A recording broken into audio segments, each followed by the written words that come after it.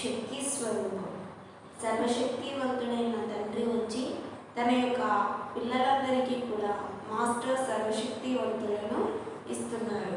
ఆ సర్వశక్తివంతులను కూడా మనము ఇంకా ఇతరులకి ఇస్తే వారు ఇంకా ఇతరులకి ఇస్తారు.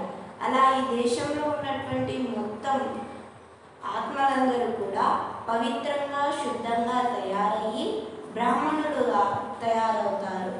బ్రాహ్మణులు అంటే పవిత్రమైన బ్రాహ్మణులు, బ్రహ్మ సంతానం కలిగిన వారు. అందుకనే వారిని బ్రహ్మకుమారి బ్రహ్మకుమారీస్ అని అంటారు.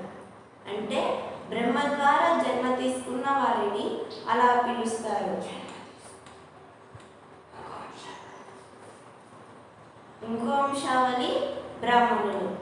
కాబట్టి అందరూ కూడా ఇప్పుడు ఈ లాస్ట్ అంతిమ సమయంలో అందరూ ఈ జ్ఞానాన్ని తెలుసుకోవాలి. అందరూ తెలుసుకుంటే ఈ కలియుగం అనేది వినాశనం అవుతుంది.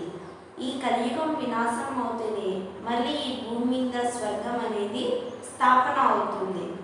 ఆ స్వర్గంలో మనమందరం దేవీ దేవతలుగా ఉంటాము, లేదా వారి కింద పనిచేసేటువంటి దాసదాసీలు కావచ్చు, మంత్రులు కావచ్చు. ఇలా ఎంతోమంది ఆ రాజ్యంలో వస్తారు. మరి మనము పవిత్రంగా తయారు కావాలి. ఇప్పుడు ఉండే ప్రకృతి కూడా శూద్రంగా ఉంది, అది ఇప్పుడు పవిత్రంగా లేదు. కానీ ఇప్పుడు మనము పవిత్రమైన బ్రాహ్మణులుగా తయారైతే ఈ ప్రకృతిని అంతా కూడా మనము పవిత్రంగా తయారు చేయొచ్చు. కాబట్టి అందరూ కూడా తెలుసుకోవాలని కోరుకుంటున్నాం.